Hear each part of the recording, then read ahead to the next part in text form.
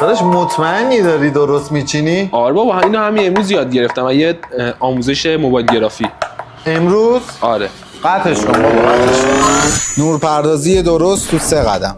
نور اصلی یا کیلایت؟ نوری که بیشترین شدت رو داره تو زاویه 45 درجه میذاریم، نه از روبرو، چون که تصویر فلت میشه. نور دوم یا فیلایت؟ برای پر کردن سایه های ایجاد شده توسط کیلایت. معمولا شدت کمتری از کیلایت هم داره. میتونی از رفلکتور هم استفاده کنی. بابا ول کن، مطمئن؟ بیا الان درستش میکنم. بیا